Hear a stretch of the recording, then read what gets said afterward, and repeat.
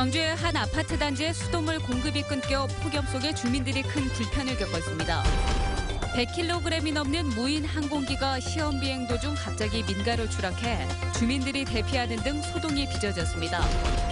야생 진드기에 물린 것으로 추정되는 60대가 숨졌습니다. 야생 진드기의 활동이 여름에 활발해 휴가철 주의가 요구됩니다. 문재인 정부 100대 국정과제에 포함됐지만 광주와 전남의 이해가 다른 사안에 대해 함께 고민해보는 자리가 마련됐습니다. 여러분 안녕하십니까?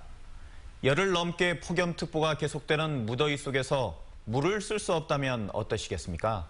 실제로 광주의 한 아파트에서 이런 일이 벌어졌습니다. 원인을 알 수 없는 이유로 수돗물 공급이 중단돼 주민들이 큰 불편을 겪었습니다. 송정근 기자입니다. 아파트 지하 주차장이 물바다로 변했습니다. 곳곳에서 물을 빼내기 바쁘고 아파트 관계자들은 추가 배수 펌프 설치에 정신이 없습니다. 광주의 한 아파트에 물이 넘치기 시작한 건 새벽 4시쯤입니다. 각 세대에 물을 공급하는 저수조에서 원인을 알 수 없는 이유로 물이 넘치기 시작한 겁니다. 이상하면 다 불편하죠. 뭐 화장실도 못하지, 세면도 못하고 있지. 당장 지금 현재 이빨도 못 닦고 있잖아요. 세수도 못하고 지금. 이 때문에 각 세대에 물 공급이 끊겼고 소방 펌프 등 배수 펌프 8개가 동원돼 하루 종일 물 빼는 작업이 이어졌습니다. 새벽부터 이어진 단수에 660세대의 주민들은 폭염 속에 씻지도 못하는 등 큰 불편을 겪었습니다. 일단 급한 대로 소화전물을 떠 식수로 쓰고 있지만 이마저도 찌는 듯한 무더위에 쉽지 않고 힘듭니다. 깜짝 놀랐죠. 아침도 굶었어요. 지금 밖에 나가서 목욕탕에 가서 목욕하고 지금 이제 식수가 여기 온다고 하니까 라면이라도 이제 끓여 먹으려고. 저수조에서 물이 넘친 원인은 배수 작업이 끝난 뒤 정밀 조사를 통해 나올 예정입니다. 그렇지만 한 달 전 진행된 노후 상수관로 교체 공사나 정화조에 물을 통제하는 센서 고장 등으로 추정되고 있습니다. 요즘에는 이제 대부분 아날로그하다 델타를 신호로 주고받고 하기 때문에 이게 신호상에 오른지 이쪽에 오른지는 이제 나중에 지금 경기실 저걸 쌓아봐야 기기실을 뿜어내야만이 원인이 나오지. 열흘 넘게 계속되는 폭염특보 속 단수에 아파트 주민들이 날벼락을 맞았습니다. MBC 뉴스 송정근입니다. 시험 비행 중이던 대형 무인 항공기가 농촌마을에 추락했습니다. 다행히 인명피해는 없었지만 주민들이 급히 대피하는 등 날벼락에 놀란 가슴을 쓸어내려야 했습니다. 김진성 기자입니다. 무인 항공기 날개가 찢긴 채 지붕에 걸려 도로에 늘어져 있습니다. 날개 길이만 22m인 대형 무인 항공기가 전남 장흥군의 한 마을로 추락한 건 오늘 오전 7시 40분쯤. 무인기는 노인 쉼터의 지붕을 충돌한 뒤 주택 앞 도로로 추락했습니다. 타고 오는 것처럼 부딪힌 소리 나더라고. 그 비행하는 그 까만 말뚝처럼 생긴 것이 계속 살아가지고 계속 움직이고. 무인기가 지붕을 덮친 곳은 마을 어르신들이 주로 이용하는 쉼터로 당시에는 비어있어 인명피해는 없었습니다. 마을 한가운데 추락해 자칫 대형 참사로 이어질 뻔했습니다.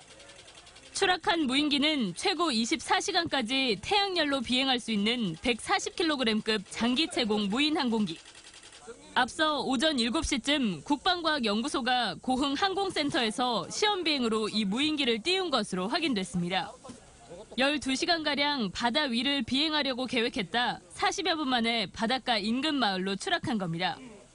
고흥에서 장 사이에 바다에서 시험하는 걸 안 해요? 그까지 이상이 없었는데 돌풍으로 인해서. 경찰과 항공철도사고조사위원회는 기체를 수거해 정확한 사고 원인을 조사하고 있습니다. MBC 뉴스 김진선입니다. 야생 진드기로 인한 사망 사고가 또다시 발생했습니다. 특히 신체 노출이 많은 여름철에 야생 진드기의 활동이 활발해지는 만큼 휴가철에 주의하시기 바랍니다. 박영훈 기자입니다. 전남의 한 농촌 마을입니다. 주민 65살 박모 씨가 발열과 근육통 증세를 보여 치료를 받다 8일 만인 지난 25일 숨졌습니다. 검사 결과 야생 진드기 매개 감염병인 중증 열성 혈소판 감소 증후군 양성 반응. 집에 딸린 텃밭에서 야생 진드기에 물린 것으로 보입니다. 일이 있다 그리고 텃밭을 나갔지 다른 고추도 있고 깨고 있고. 야생 진드기 매개 감염병 환자는 국내 첫 사례가 보고된 지난 2013년 이후 4년 만에 4.5배가 늘어나는 등 가파른 상승세를 보이고 있습니다. 올해도 벌써 70명이 발생해 사망도 10여 명에 이르고 있습니다. 주로 50대 이상 면역력이 약한 감염자의 치사율이 높고 봄부터 가을까지 발생하지만 무더위에도 진드기 활동이 활발해 여름철 감염이 많습니다. 날씨가 무더운 또 여름철 그리고 가을철까지 환자들이 많이 발생을 하니까 특히 더 주의를 필요로 하겠습니다. 아직 예방 백신이나 치료약이 없어 진드기에 물리지 않는 게 최선인 만큼 야외 활동 시 진드기 기피제를 사용하고 피부 노출을 피하는 등 각별한 주의가 당부되고 있습니다. MBC 뉴스 박영훈입니다. 광주 군공항 이전과 한전공대는 문재인 정부 100대 국정과제에 포함됐지만 광주와 전남의 이해가 서로 다른 사안이죠. 이처럼 이해관계가 충돌하는 국정과제에 대해 문재인 정부의 생각을 엿볼 수 있는 설명회가 열렸습니다. 김철원 기자입니다. 광주 군공항 이전 사업이 문재인 정부의 100대 국정과제에 포함된 데 대해 지역민들의 반응은 엇갈립니다. 광주 시민들, 특히 군공항 주변 주민들은 환호하는 반면 전남의 이전 후보지로 거론되는 지역민들은 떨떠름한 반응입니다. 이해관계가 충돌하는 것은 한전공대도 마찬가지입니다. 광주 전남 상생 공약으로 100대 과제에 선정되기는 했지만 입지를 어디로 할지를 두고 각 지역들이 치열한 신경전을 벌이고 있습니다. 이런 가운데 민주당이 100대 과제에 포함된 광주 전남 사업들을 설명하는 자리를 가졌습니다. 나락에 떨어진 대한민국의 경제를 살려내고 나라를 나라답게 제대로 된 나라 만들어서 광주 군공항 이전 문제와 관련해 이계호 의원은 무안공항의 현안과 연계해 풀 문제라고 말했습니다. KTX 경유 문제, 무안공항의 합창 문제도 그 공항과 민간공항과 군공항 문제를 공동으로 검토를 할 때 동시에 추진되고 검토될 수 있는 일이다 이런 말씀을 드립니다. 한전공대 입지와 관련해서는 광주 전남 상생을 강조하는 원론적 입장을 강조했습니다. 지역의 논리, 지역의 이기주의보다는 광주 전남이 함께 고민하고 세계적 대학으로 육성해낼 수 있는 방안이 어떤 방안이냐. 그래서 한편 광주 대구간 고속철 건설처럼 100대 과제에는 포함되지 않은 문재인 대통령의 공약과 관련해서는 지역 공약으로 추진은 하겠지만 경제성과 여론 등을 살펴야 한다며 단서를 붙였습니다. MBC 뉴스 김철원입니다. 군공항 이전이라는 과제를 함께 안고 있는 광주시의회와 대구시의회가 군공항 신속 이전을 촉구하는 공동 성명을 발표했습니다. 광주시의회 군공항 이전 특위는 오늘 대구를 찾아 대구시의회와 함께 군공항 이전이 새 정부 100대 국정과제에 포함된 만큼 구체적 실행 계획을 조속히 마련할 것과 정부의 지원 확대를 요구하는 내용의 공동 성명을 발표했습니다. 광주와 비슷한 시기에 추진됐던 대구는 예비 후보지를 선정해 이전이 진행되고 있지만 광주는 아직 이전 대상 후보지를 상대로 한 설명회도 열지 못하고 있습니다. 캄보디아 현지의 광주 진료소에서 희망의 봉사활동이 펼쳐졌습니다. 광주 의료진은 나눔과 연대의 인수를 실천했고 학생 봉사단은 현지 주민들에게 광주 정신을 전파했습니다. 이미지 뉴스 리포터입니다. 두 달에 한 번 광주에서 온 의료진이 캄보디아 현지에 희망의 인수를 펼치는 날, 엑스레이와 위내시경 진찰 등의 첨단 장비가 투입되고 전문 의료진이 검진에 나서자 진료소 안팎은 현지 주민들로 북적입니다.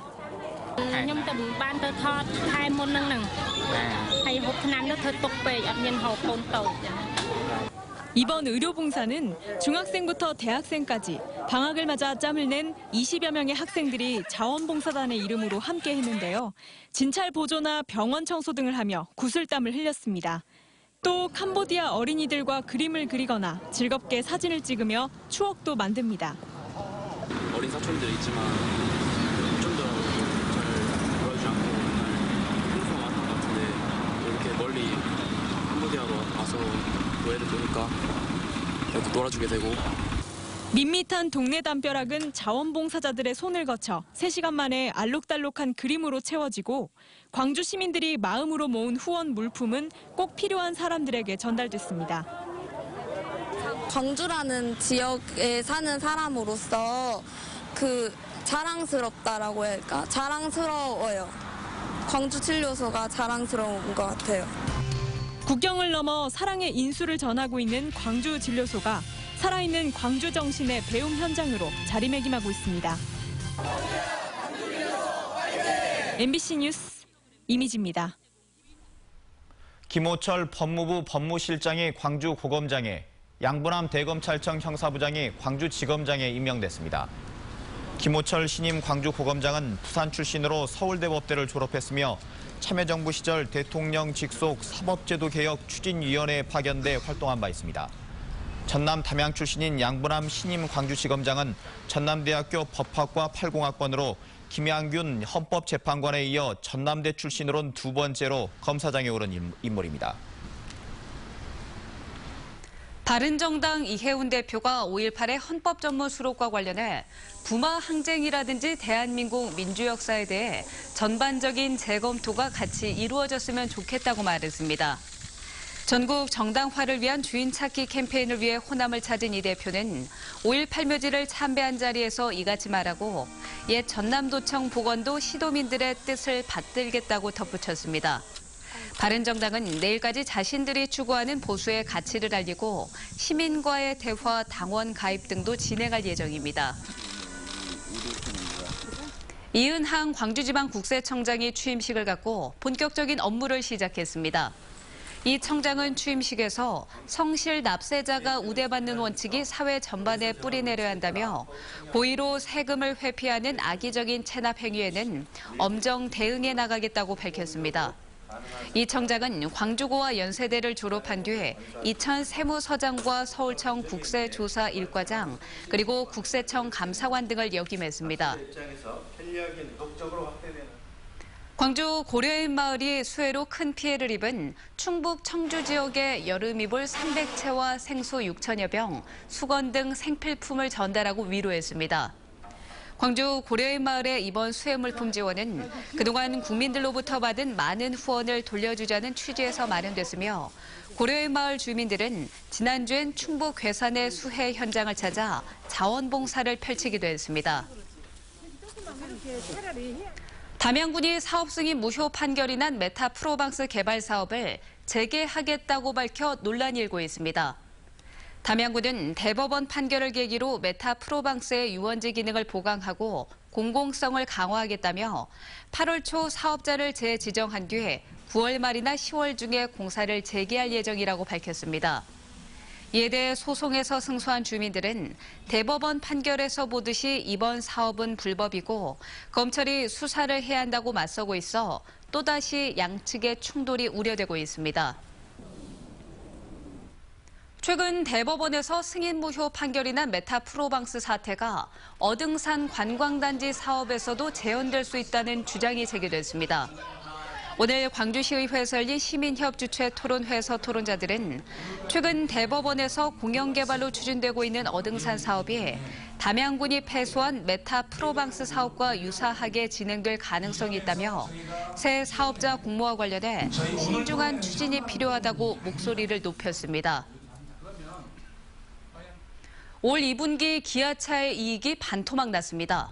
기아차가 발표한 상반기 경영 실적에 따르면 올 2분기에 매출 13조 5,784억 원, 영업이익 4,040억 원, 당기순이익 3,896억 원을 기록했습니다. 이는 지난해 같은 기간의 실적과 비교해 매출은 6% 줄었고 영업이익과 당기순이익은 각각 47.6%와 52.8% 감소했습니다. 기아차는 특히 사드 사태로 인한 중국 시장에서의 판매가 급락해 순이익이 큰 폭으로 하락했다고 밝혔습니다.